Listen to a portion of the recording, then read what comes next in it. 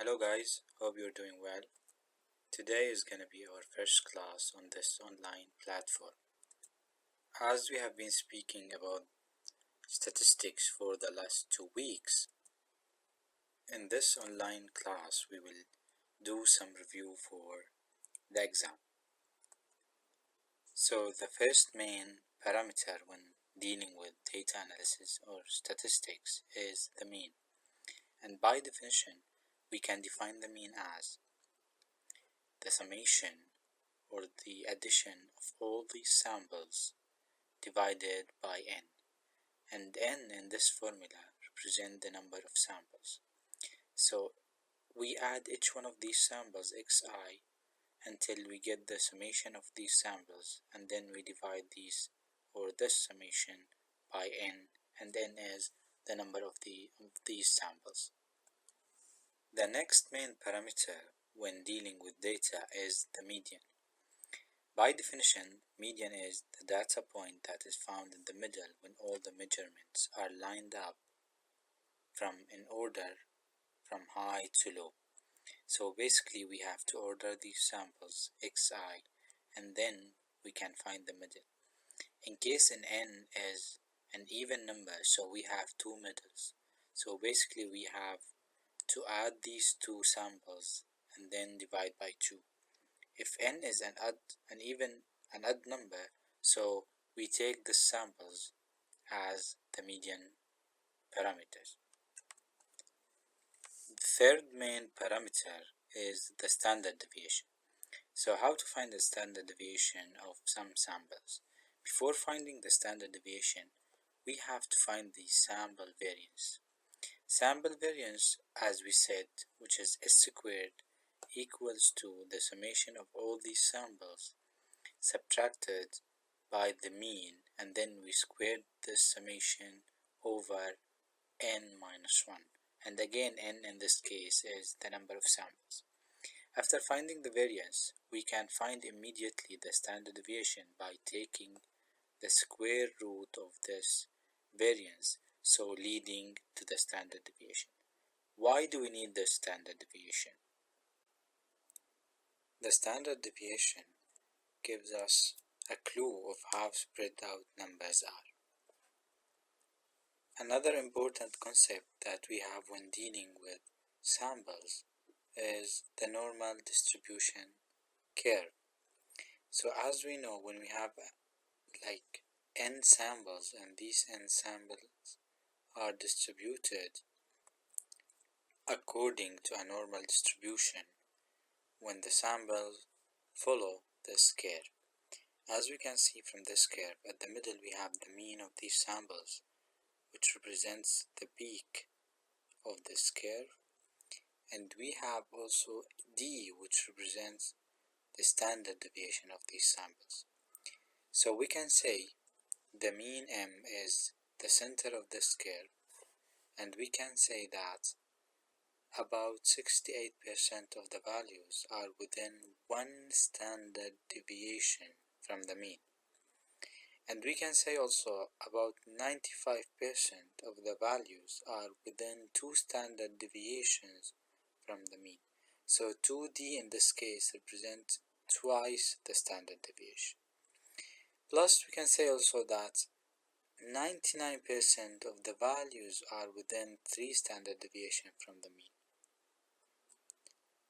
Speaking about the distribution or the normal distributions, the question is, what would happen if we have some errors in these data sets? When dealing with the statistics, we call errors outliers.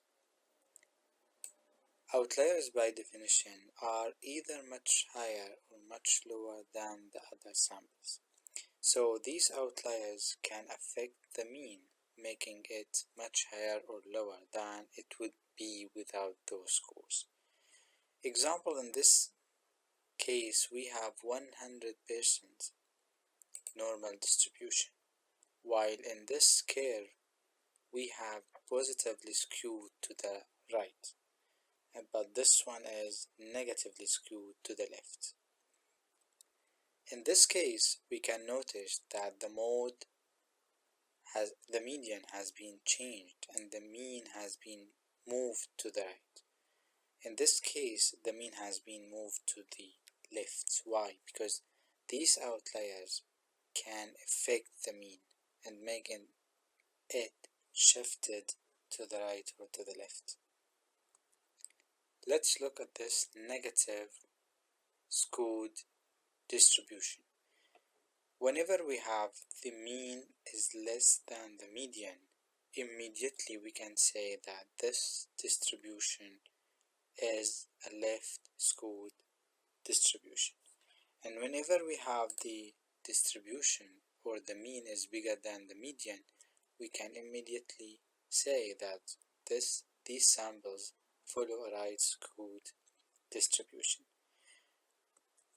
So whenever we have samples or a normal distribution of samples, we can say we have three options: either positively or negatively or 100% normal distributions. Look, for example, in this curve, we have the histogram of fx. So in this case, we can say that these samples or this fx or this function fx follows a normal distribution, because if we want to draw a curve for these samples or for this histogram, we would say that samples or the samples follow a normal distribution.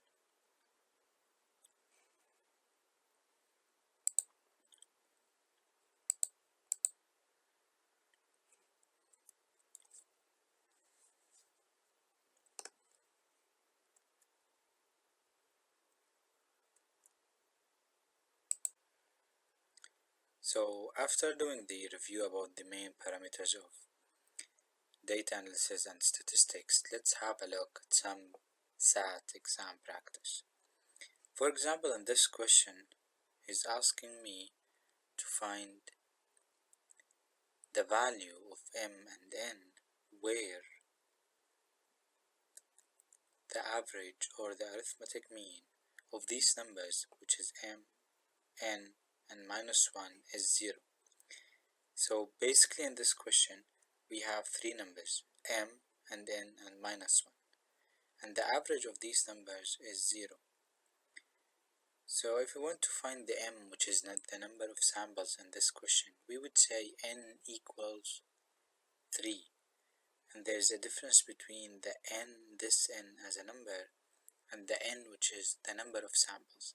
So n as a number of samples is 3, while this n represents the second number of this series. So find the value of n plus n. What we have to do is we have to add these three samples, n plus minus 1, and then dividing this by n, which is 3, and equals to the average or the arithmetic mean, which is 0. So we will get a linear equation. Solving this equation would lead us to find the m plus n. So guys, try to solve this question, and if you have any question, please let me know or write down your answer and comments. Let's take another SAT practice. In this questions, we have some samples, and each one of these samples represent the score of students. The test score of 8 students are shown in the table above. So if m is the mean of the scores and capital M is the median of the score, find the value of n of m capital minus m. So in this table we have the test scores, which is 67, 75, 87, and 91. And the number of students, which represents in this case the frequency of each one of these samples. For example, we have one sample of 67, 3 samples of 75, 2 samples of 87, and 2 samples of 91. So to find the number of samples, we can add these frequencies, so we can get 8 samples or 8 students. So to find the mean, we have to add these 8 samples and then divide by 8, which is the number of these samples. And to find the median, we have to order these 8 samples and then find the median. Keep in mind that in this case, n is even, so we have 2 medians. So at the middle we have 2 medians, we have to add these 2 and divide by 2 to find the median. After finding the mean and the median, we can immediately subtract each one of these from the other, so we can get m minus m. So guys, please try to solve these questions, and if you have any comment or any question, try to write down the question. Thank you so much for attending the class. See you soon, inshallah.